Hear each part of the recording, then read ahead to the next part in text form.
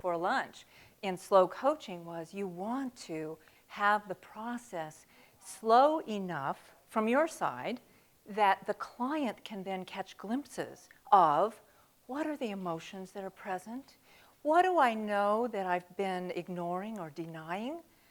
They need that space of calm and quiet. I loved her comment about you can't see details from a galloping horse. So, this is really what we're doing. We're asking the client to really breathe the air of the ethics and standards, coaching presence, and trust and intimacy with us. And then you'll notice on the iceberg, the topic, outcome, success measure, and meaning, underlying issue, those are all competency 2, setting the agreement. And then from there, because you're ending with, you're already starting to help the client identify what's really driving this for me, what's underneath. And once you're there, then you're active listening, powerful questioning, and direct communication. Loop through. You keep mining for that meaning and underlying issue. You keep asking the client, look deeper than that, look a little deeper than that. What do you find? What do you find? And usually at that depth is where they create awareness. It might be just a little sliver. It might be a big light bulb. And so at that moment is when you know, So then you take some time, you go back through active listening, powerful questioning, direct communication, and you help the client anchor and expand that awareness within them. What else is there in that awareness for you? And what else beyond that? And then they'll usually at that point be able to name, well, what's your next step? And then a goal or a timeline for that step. And they're usually going to be so excited, they're going to say, I'm going to do it right now as soon as I hang up the phone. And then when they check back in, they've been in progress and they've been accountable. And more importantly, they've been accountable to themselves, to their goal, to their dream, to their vision. Not to me as their coach. They're not doing it to please me. They're doing it for their own reasons. Right? And you'll notice that, again, it's a slow process, and these happen still below the waterline so that the client can pop up here and catch a breath and then move on. So it takes them down slowly and brings them back up slowly. Okay? Send them back out into their day. So I want to introduce you to a little piece of science that I think is important for us to pay attention to as coaches. And I was reading Pam McLean's book, the completely revised Handbook of Coaching. And she had Boyatzis' cycle of change model there. And as I was looking at it, I thought, wow, this seems like it's really describing why it is, how it is, that the competencies, when we really apply them in this unique structure, how they really support behavioral change that is sustainable. Sustainable. So these are the things that Boyatzis identified as really key to having sustainable behavioral change. Now, there's more information about this. I have an article in your handout downloads that addresses this more in depth. But I just wanted to give you a little teaser and a quick overview of how this respected authority on human behavioral change, his ideas map to the competencies. What I know is true about me is I'm a great synthesizer. So I can see information and I can match it up. It seems like it's totally unrelated, but I can see the connections. So this was a connection I made when I looked at this particular model. So as you think about this, I'll give you a moment just to take a peek. And then I want to check in with you about what you think.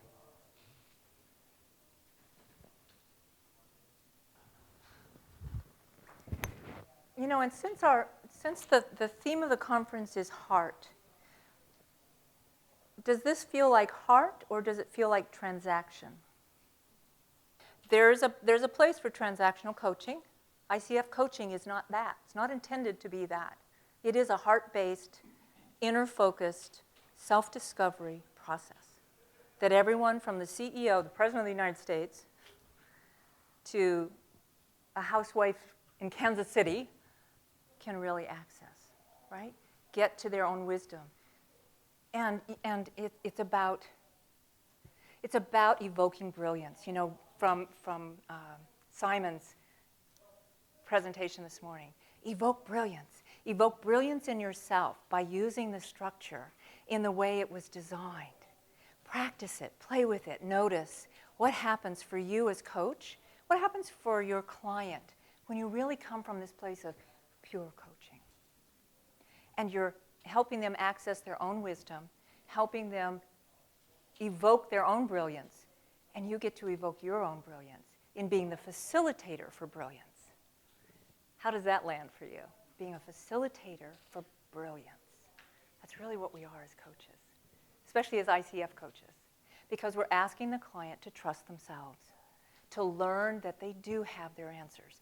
And Lynn said something in her presentation that I want to offer to you as well, and that is, that's the place where the client can be absolutely assured that no matter what comes at them, they can handle it. So giving them the answers, helping them fix it, helping them run away from the pain, that is not serving brilliance for you or the client. And I want to say something that might sound a little radical, but coaching is not a helping profession. Coaching is not a helping profession. Philip Brew from the UK has been credited with saying that. He says, we are not coaches to be helpful, we are coaches to be useful. And we can't be useful if we're colluding with our clients on their stories, if we're buying into their woe is me, and we're also not being useful if we're giving them our answers, just so that they have something to walk away with so we can look good as coach. We are here to be useful, not helpful. And that means you have to allow the client to be uncomfortable. You have to allow the client to be emotional. And you have to be able to build the capacity within yourself as a coach to be in that space with someone and not get hooked into it, but really be able to be that kind of eye of the storm, calm place where the client can come and go, oh, I can finally breathe. Does this sound familiar? So as I'm talking about this and as you're looking at this, any thoughts, comments, questions that you want to ask? Okay. Thanks for the reminder about this, Amar. This is part of the Adler model, and I taught this for 10 years, and I'm telling you, it's not so much about teaching your clients about that. It's about underscoring that there is a process to what they're going through. So when you can even walk them through that, and say you're at discovery number 4, and it says new behaviors, thoughts, and feelings about through experimentation. So when you ask a question, what did you experience last? They self-identify. They say, oh, wow, that's where she is. And she's not just asking me these random questions. So it's iterative, it's generative, it's just a really powerful process. So thanks for the reminder. Yeah, thank you, Sue. I also want to remind you, I often tease some of my clients, you're doing stealth coaching. You're not engaging the client in the process. You're not letting them know, you're not contracting clearly enough with them. But what are they responsible for? They're responsible to come to the session with at least some semblance of an idea of what's our topic. They're supposed to be able to come to the session with an idea of some semblance of what kind of outcome they want to walk away with. At least those two things, they are responsible to come to the client session with, right? And in your training programs, you have all kinds of tools that support you and the client in having that happen. Coaching call updates, for example, right? So it really is about not doing stealth coaching, but really letting the client know, as Sue was pointing out, that this is a process, and this is how it works, and this is why it works. And for some of the people that can't go with just trust me, then something like this can be very useful. Yes?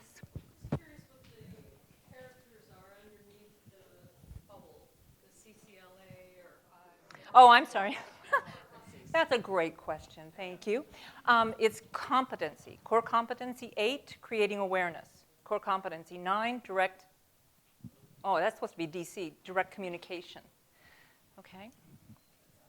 Oh, 9, designing action. Sorry. So there are abbreviations for the names of the competencies. Okay. sorry. Here you go, John.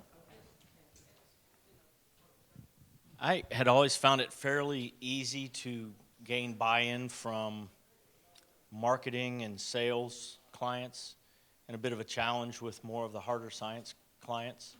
But since Amara exposed me to this, along with Lisa Leahy's book, Immunity to Change, the idea of experimentation really draws scientists, engineers, architects, physicians, those that the scientific method is very important to them. And when you can show them that this is a way to use the scientific method in modifying their behavior and their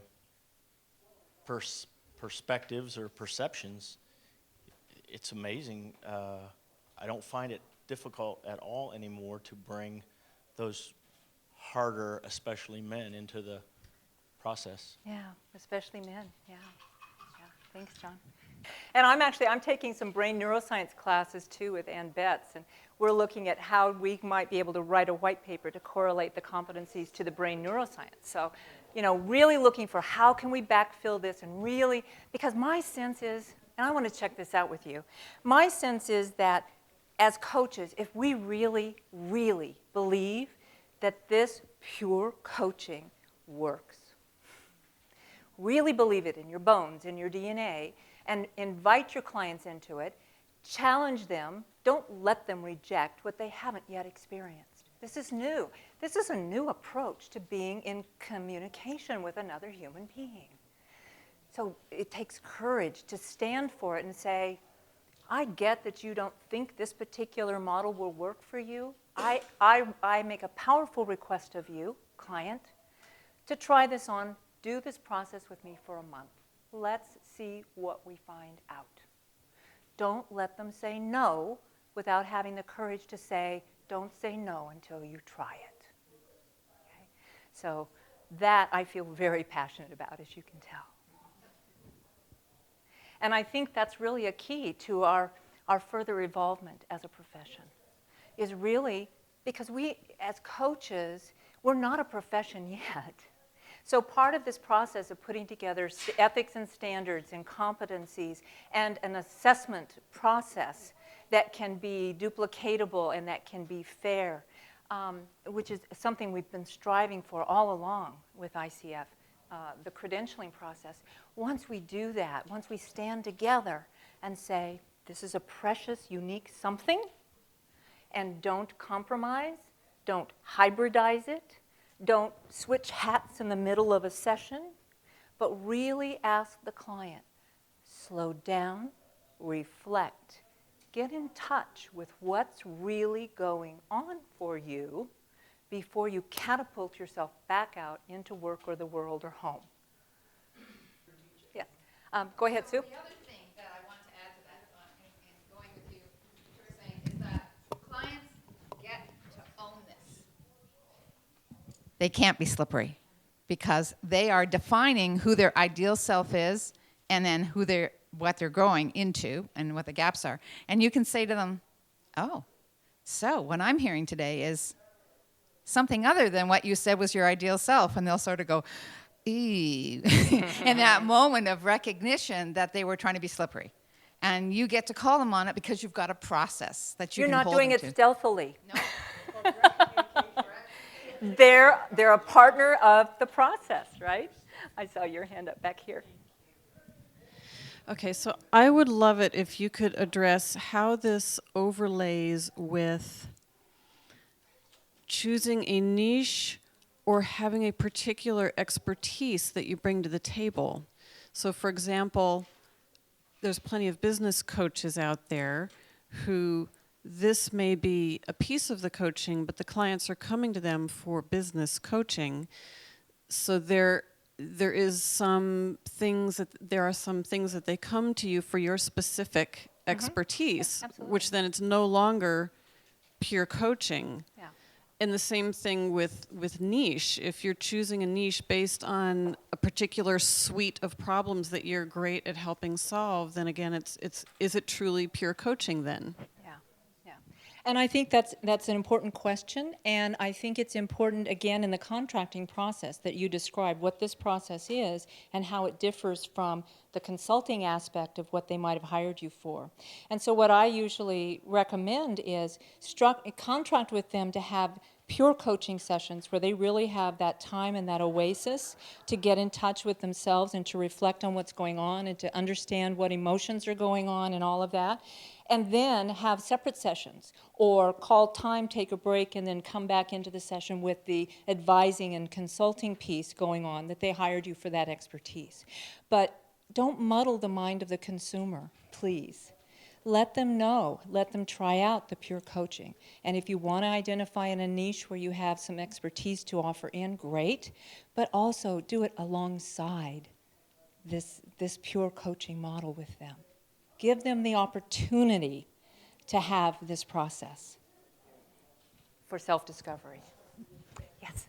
Just have a real basic question. How are we defining, well, ideal self is pretty obvious, but real self, that's not current self, that's who I am on the inside, peeling the layers for the truth, or?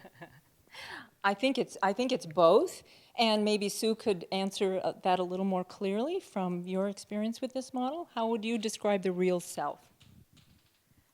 I believe that the real self is the person that the person thinks they are. So it's really like, how do you show up? What are you bringing to that situation? Then they see, oh, that's not really what is ideal for me.